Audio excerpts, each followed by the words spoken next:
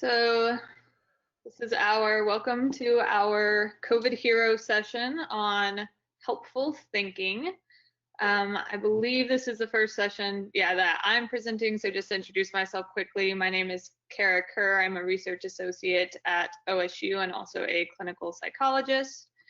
Just to review the video conferencing session guidelines, as a reminder, these are mainly for educational and supportive purposes, and these sessions are not a replacement for assessment or treatment of any psychiatric or mental health issue. If you or anyone else is having thoughts of harming yourself or others or any suicidal thoughts, please call one of the numbers listed on the screen. For any more non-emergency mental health issues, you can feel free to email or call us and we can help you out with some referrals. Just as a reminder, we can't guarantee confidentiality since it is video conferencing online. Please do not share any information that you wish to keep confidential.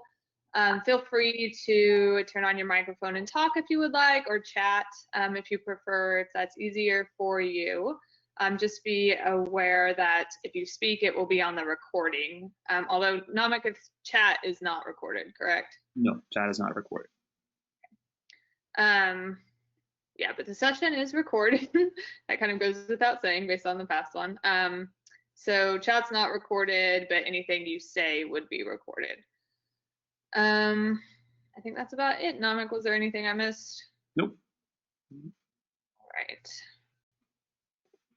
Go to the next one then, I guess.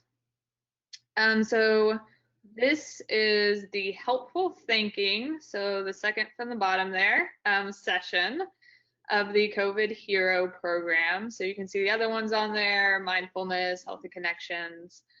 So feel free to watch those recordings or attend the live sessions if those skills you think will be beneficial to you as well. So we'll go ahead and get started with this session with a video. So you can go ahead and play that.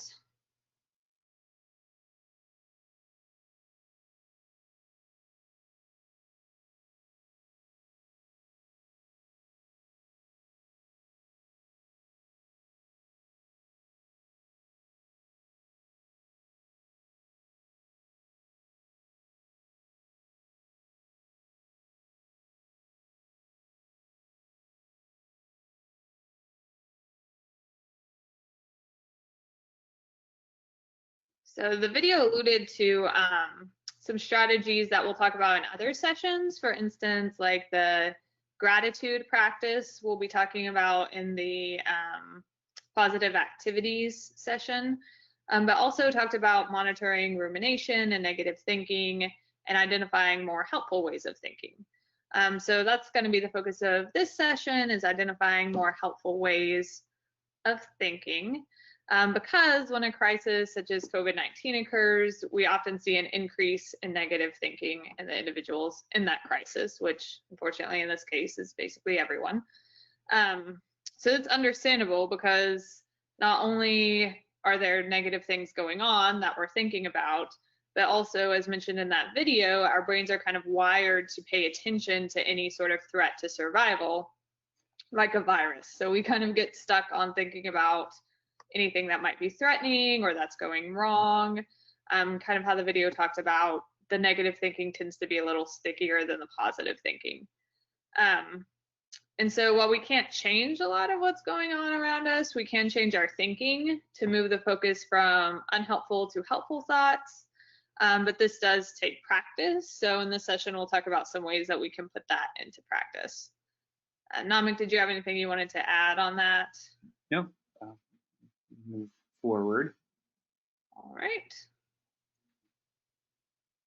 Okay, so on this slide, we're going to talk about how events can lead to different emotions based on the thoughts one has. So in this case, the event, which we came up with a couple months ago, is that you hear on the news that there may be meat shortages due to virus-stricken packing plants closing. So when you hear about that event, you might have the thought, yet another thing going wrong, which might lead to the emotion of anger. Alternatively, you might have the thought, oh no, what if there are shortages of other foods? What if they run out of dairy products or this certain type of food that I really like? In which case, that's more fear-based and you would be feeling more anxious. And then finally, perhaps a more helpful way of thinking, you could think, oh, well, I've been trying to eat less meat anyway, in which case you might feel just kind of calm. So this is the same exact event, but you can see how based on different thoughts that you might have, you would have different emotions. So angry thoughts producing angry feelings, anxious thoughts producing anxious feelings, calming thoughts might help you calm down. And of course, this is overly simplistic. We generally don't just have like one thought and one emotion for everything that happens to us. So you're probably going to have a mix of these things. But oftentimes when there is a crisis situation going on, the negative ones tend to pop up more often. So just as kind of a quick note while we're on this topic, there is, just to clarify, kind of a difference between like thoughts versus emotions. So when we're talking about thoughts, we're talking about like sentences or words, or they can even be images that are going through your mind. So sometimes I like to think of this as like anything that you could easily put into words or express to someone else would be a thought, or like what would be in a little thought bubble of a cartoon character. Whereas emotions are more the feelings we experience, like happiness or sadness. They might have associated bodily sensations. So if you're feeling anxious, you might think of how your muscles get tense, your heart races, you might start sweating or have a queasy stomach. So that's just kind of a brief to clarify between the thoughts and emotions, since we'll be talking about the thoughts on this session. Sorry, I was just mentioned that there's this also sort of indicates the power that our thoughts have in driving our emotions, and so the kinds of things that are going through our mind, or that we are saying to ourselves, or the narrative that's basically being told either about ourselves or our environment or about our future or even past, can really influence how we feel. And they can be directly related to one another. At the same time, sometimes when we experience an emotion, it can influence how we think. And so the positive in all of that is that looking at the way we think and the kind of things that we tell ourselves, we can come up with alternative ways that may be more beneficial for us as far as the kinds of emotions we're hoping to have or are hoping to arrive at. So even though they can seem automatic and popping out of nowhere, we do have some control over those thoughts, and we can, by looking at them, examining them, and coming up with potentially more beneficial ways of thinking, we can change our emotions that way, or influence our emotions for what's more ideal for us. All right. So at this point, we're not ready now. Go back. No, go back. You may have noticed your thought patterns changing since the pandemic began. So if you're watching the recording, if you just want to take a minute to kind of reflect on that and think like, have my thought patterns changed? Have I noticed more types of angry or anxious thoughts popping up? And then for anybody watching live, feel free to put in the chat or to say out loud if you would like to share any changes in thought patterns you've noticed.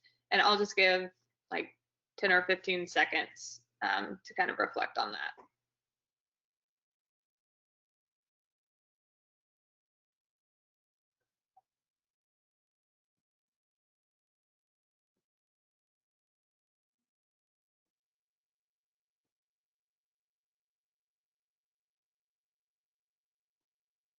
Okay. So just to kind of wrap up this slide, which we're not moving from yet.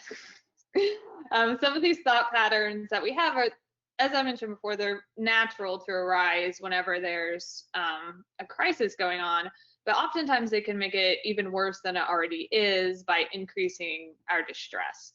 So essentially negative thoughts lead to more negative emotions.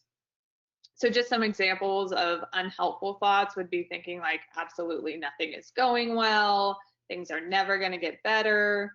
And we like to call them unhelpful because they make it even more difficult and dealing with the situation, because they might lead you to feel overwhelmed or like hopeless, because if you don't feel like things are ever going to get better, then you might feel pretty helpless. So it's useful to become aware of these thoughts. So as Namik mentioned, we're going to be able to replace them with some more helpful ways of thinking. So instead of thinking absolutely nothing is going well, you might think, well, this is a really difficult time, but I am doing like some things well, even if those are small things. Oftentimes we don't kind of reflect on what we're thinking about, so the unhelpful thoughts can pop up automatically. So that's why we're going to spend a little bit of time during this session to talk about ways to become more aware of these thoughts that we're having, because if you're not aware of them, then you can't replace them with more helpful thoughts. Okay, you can advance once. All right, we're going to show you some words, and we just want you to notice what types of reactions you have to them.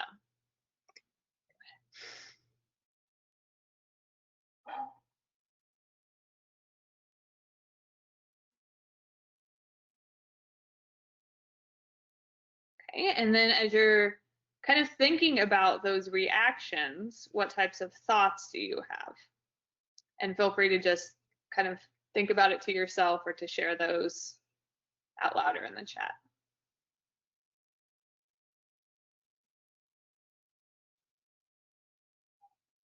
Okay. So one of the purposes of this exercise is that noticing and being aware of those emotions, it's kind of a reverse process. So if you notice yourself feeling anxious or upset, then you can kind of take a step back and think about what thoughts were tied to those emotions. Oftentimes these are going to be unhelpful thoughts because they led to an increase in distress. And so thinking different thoughts might be more helpful to you.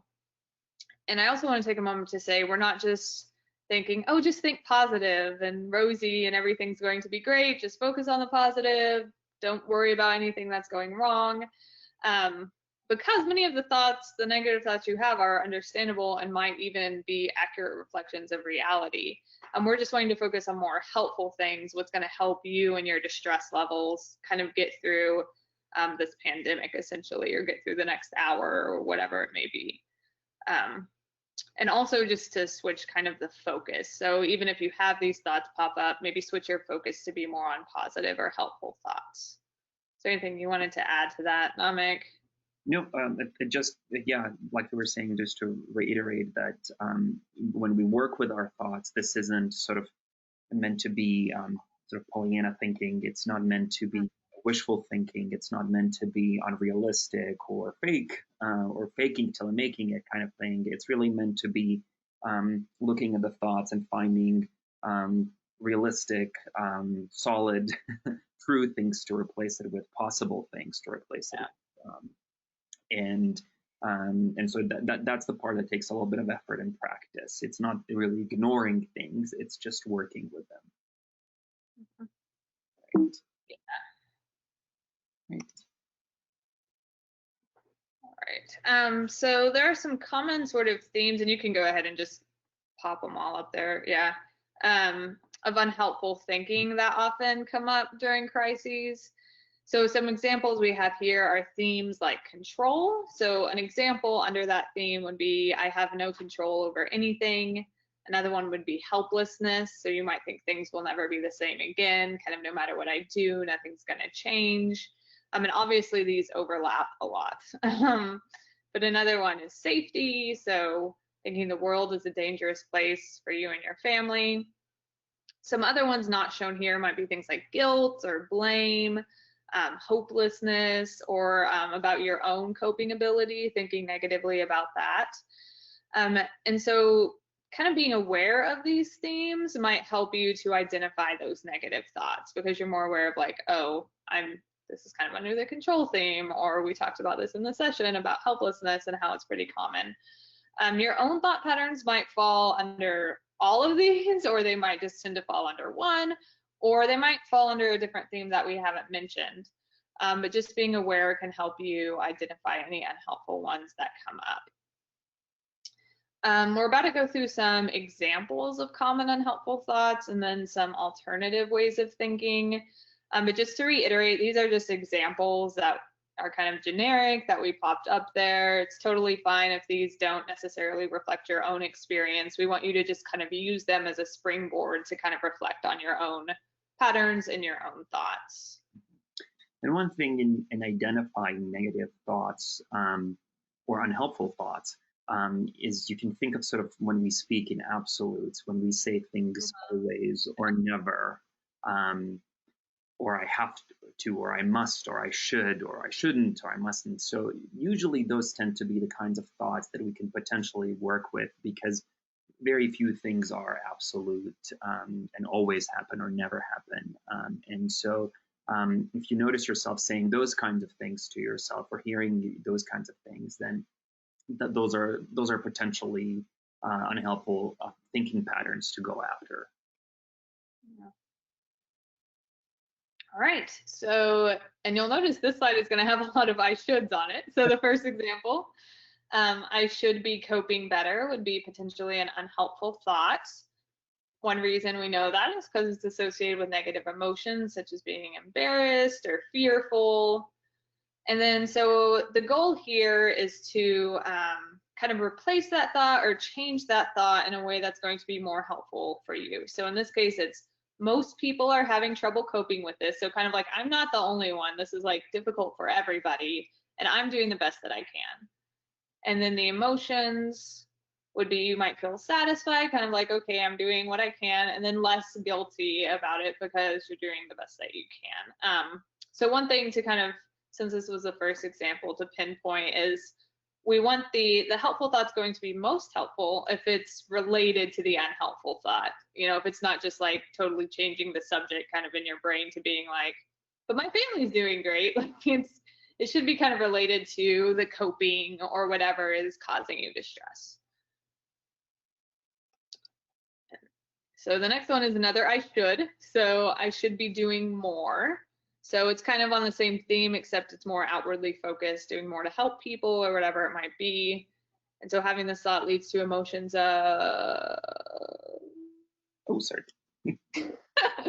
guilty or frustrated. Feeling guilt that you're not doing as much as you could, or frustration that you feel like you can't do as much as you want to. And then a helpful alternative thought would be, again, I'm doing the best I can. I'm a little repetitive with this one, sorry about that. And so you feel more accepting and satisfied with what you are doing. And then we have one more example, which is this one's again more outwardly focused. So it's their fault this is happening, whoever they might be in your case, which might make you feel angry or even vengeful. And alternatively, you might say, okay, others may be partly to blame, but I need to focus energy on myself and my family,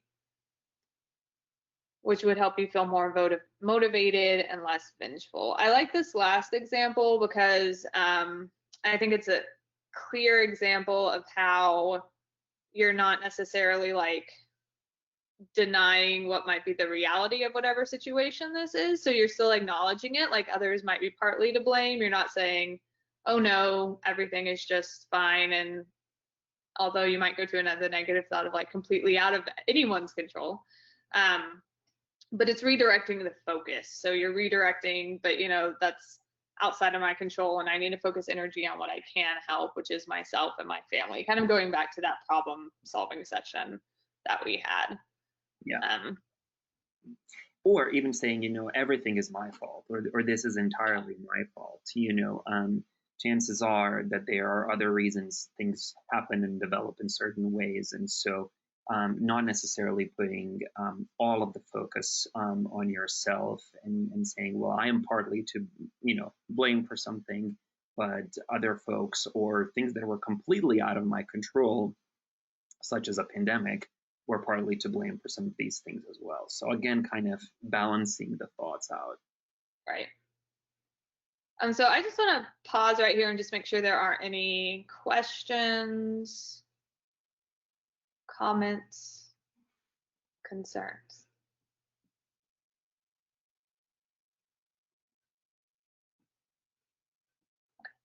And just to summarize, so these changes might be kind of subtle. You might not see a big difference between unhelpful and helpful thinking. And the changes, the negative thoughts might not necessarily be wrong. I think we've mentioned that before. And we're also not indicating you should lie to yourself just to make yourself feel better, because if you know you're lying to yourself, then that's not going to work. It's instead recognizing that you could think about any one given situation in many different ways and kind of picking to focus your energy on the ones that are going to be more helpful and better coping skills for you, so that you can recognize them and spend more time on the thoughts that are helpful rather than those leading to negative emotions. Right. So now we are on the try it out. So it can be helpful to actually write these things down. So kind of going through this process of writing down the unhelpful thoughts and finding more helpful alternative thoughts. So what we want you to do, if you have like a paper and pencil, or if you want to just kind of jot it down on your phone, the first step is going to be thinking of a situation associated with unhelpful thinking for you. So this could be something that happened like an hour ago or yesterday, or it could be something that comes up for you a lot. Maybe you have a coworker that tends to make negative comments, or you're scrolling through Facebook and you see things that make you angry. Or it could be something that you anticipate happening kind of in the future, like what's going to happen when school starts, or what about the holidays later, or even just something next week. So an example on here we have is the situation is having to stay late at work for the 3rd time this week. So we'll give you a second to go ahead and write that down, or grab something to write it down.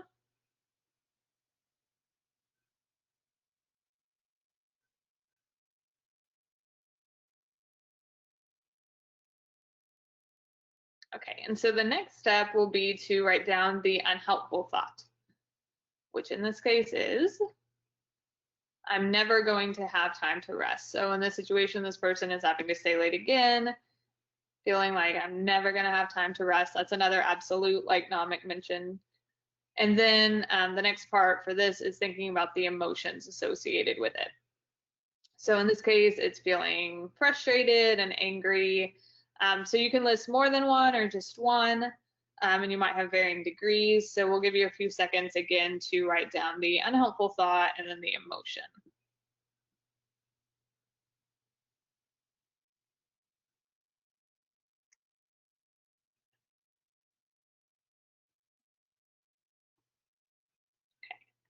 And then once you have that, kind of the key step here is to think of a related helpful thought.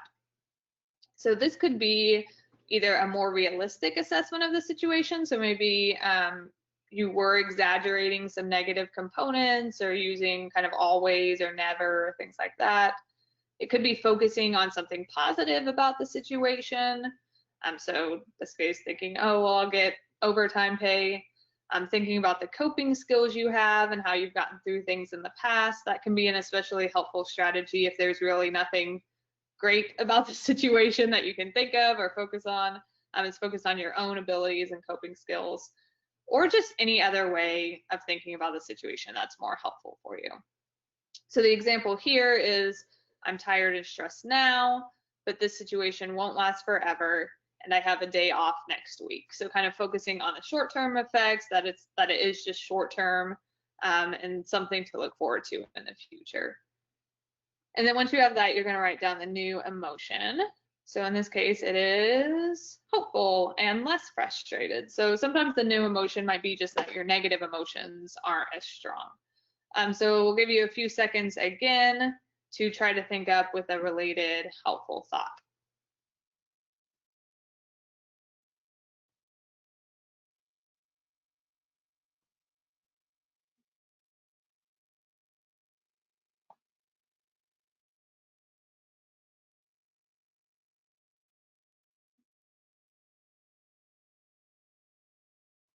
Okay. So I guess we can move on to the next part. Oh, I'm sorry, Namik, did you have anything you wanted to add to that? I didn't. That was a great example. Thank you. So this is pretty much the last sort of content slide for this session. So this is actually just a brief exercise we want you to go ahead and take a moment right now to imagine the situation you just wrote about. So you might even kind of close your eyes and bring up kind of a visual image of that situation.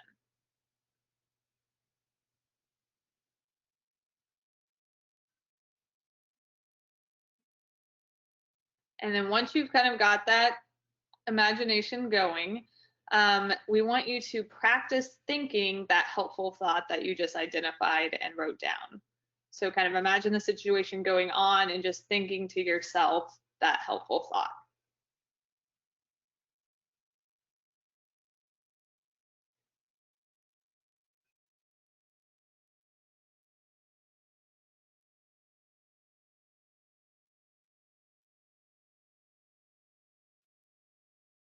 Okay. So this is just something that you might want to try kind of in your everyday life, because rehearsing that helpful thinking can make it more likely that you're actually going to use it when those situations come up for you. One thing that I think about with this is like if you're kind of worried about something or anticipate something, so say you're like driving to work and you're anticipating kind of being overwhelmed with things as soon as you walk in the door. And so you're already thinking about that. So instead of worrying about it or having the unhelpful thoughts associated with it, take that opportunity to instead envision yourself kind of walking in and getting overwhelmed with cases or whatever it may be, but instead practice rehearsing the helpful thoughts or what you're going to focus on, rather than the unhelpful ways of thinking. And the other thing is to write things down. We really like to encourage that as a way to keep up with practice. So writing down, especially ones that tend to come up a lot for you, can be really helpful to write those down and kind of work through that exercise. And sometimes it's good to note that you might not notice a big change in your emotions. It might just be a subtle change. But if you think about how many situations come up for you during the day and how many thoughts you have during the day, even just a few changes over time can really make a difference in the emotions you're experiencing and how you're handling situations and coping with them. So that's all that I have. Namik, was there anything you wanted to add, Yeah, summarize? no, I was just to add to the fact that, even having the bad thoughts or unhelpful thoughts, and noticing them is a really first good step. So you may feel sort of, you may beat yourself down for having those thoughts. You may think, oh, these thoughts keep cropping up and I keep thinking about these kinds of things, or I keep saying these kinds of things to myself. And that's just another unhelpful thought in and of itself. Um, and so it's important to sort of recognize that even, thinking negatively about our negative thoughts can be worked with, and we can come up with alternatives. So, for example, you say, oh, I know I'm still continuing to have these negative thoughts pop up in my head, but I am working on it, and I catch myself noticing them right now, and I can work on coming up with alternatives. So it's really also part of just being sort of present. And we'll talk about mindfulness, but being present in noticing just kind of things what we're thinking about, rather than just judging ourselves for it, and giving us ourselves some room then to work with those thoughts. But feeling bad about thinking negative thoughts can only make things worse. And so notice that as well if that's happening, and you can let yourself know simply that I'm doing my best. I'm working on these thoughts. I'm working on this problem, and with time, I will get better. Yeah, that's a really good point. Definitely what we don't want people to get out of this is them to then have negative thoughts like, I shouldn't be having these negative thoughts. And that's also unhelpful. So I think the mindfulness session and also the positive activity session will also be helpful in kind of not going down sort of a spiral of negative thinking as well. Which is kind of related to the summary slide of the other sessions that we have or will soon have available for you.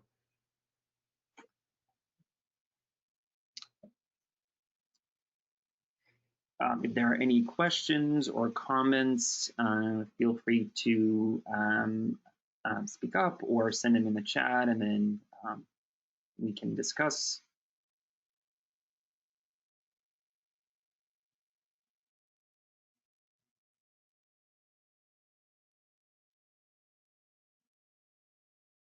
And we'll give it a few moments in case folks are typing.